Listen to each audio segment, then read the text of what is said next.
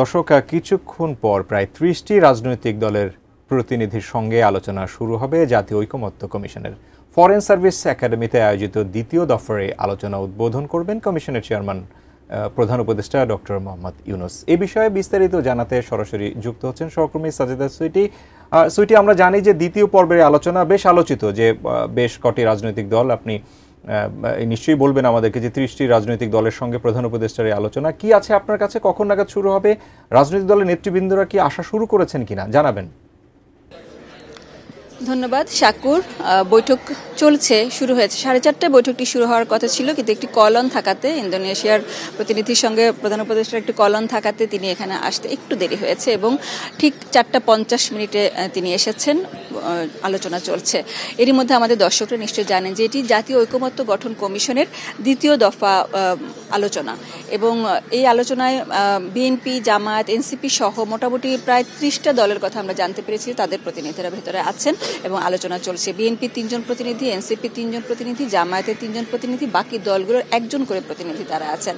প্রতিটি আলোচনা, প্রতিটি বৈঠক নতুন সম্ভাবনার আভাস দেয়। তার মানে হচ্ছে যে কি সবাই দেশ নিয়ে ভাবছেন, নির্বাচন নিয়ে ভাবছেন, গণতন্ত্র নিয়ে ভাবছেন, এবং সে কারণে এত আলোচনা।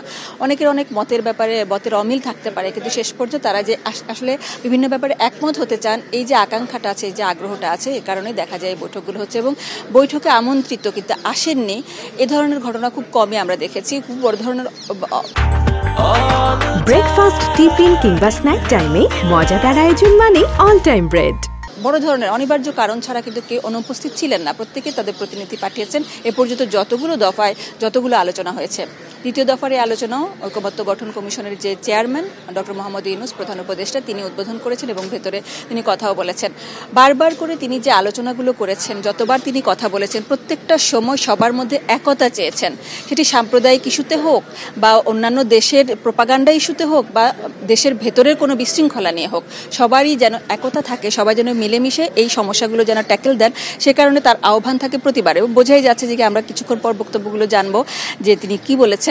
আমরা এটুকু ধরে নিতে পারি তিনি সবাইকে আসলে এক হওয়ার আহ্বান জানাবেন। এখানে সবচেয়ে বেশি মতের অমিলটা আমরা দেখতে পেয়েছি এর মধ্যে আলোচনায়, যে বিএনপি চাচ্ছে ডিসেম্বরের মধ্যে নির্বাচন, প্রয়োজনে তারা বলছে ডিসেম্বরের আগেও নির্বাচনটা সম্ভব।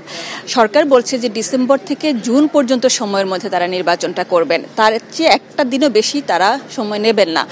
এই ব্যাপারে অন্যান্য দলগুলোর মত আছে। তারপরে আমরা যমুনাতে যে শেষ মিটিংগুলো হলো বিএনপি, জামায়াত, এনসিপির সাথে একদিন গত শনিবারে, তারপরে রোববারে বাকি দলগুলোর প্রতিনিধির সাথে তারা বসেছিলেন এবং প্রধান উপদেষ্টা সেখানেও বলেছেন, তারা জানতে চেয়েছে কেন আমরা রোড ম্যাপ পাচ্ছি না।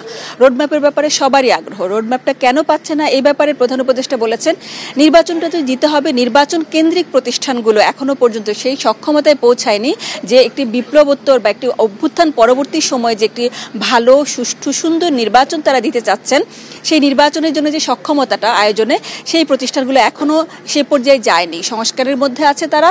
এবং যখন তারা সেই রকম তাদের আত্মবিশ্বাসটা তৈরি হবে এবং প্রধান উপদেষ্টা দেখবেন যে সবাই যার যার মতো করে স্বাধীনভাবে কাজ করার শক্তি অর্জন করেছে, এবং প্রধান উপদেষ্টা দেখবেন যে ইসি সহ সংশ্লিষ্ট প্রতিষ্ঠানগুলো সঠিকভাবে নিয়ন্ত্রিত হচ্ছে, মানে যেই নিয়ন্ত্রণটা ইতিবাচকভাবে নির্বাচনটাকে ভালো করবে, প্রশ্নবিদ্ধ না করবে এবং লেভেল প্লেইং ফিল্ড যাতে সবাই পায় সেই ব্যবস্থা করবে।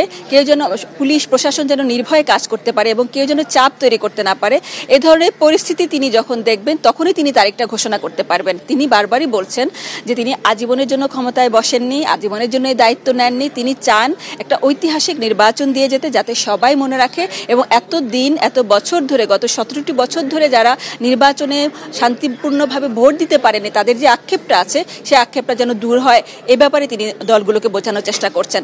তারপরেও প্রতিবারই এরকম আলোচনার পরে দলগুলো রোডম্যাপ নিয়ে কথা বলে। আজকে কোনো মাস সম্পর্কে জানা যাবে কিনা বা আরও সুস্পষ্ট ধারণা পাওয়া যাবে কিনা পরবর্তী তাদের আলোচনা থেকে আমরা জানতে পারবো এবং দর্শকদেরকে অবশ্যই জানিয়ে দিব। শাকুর।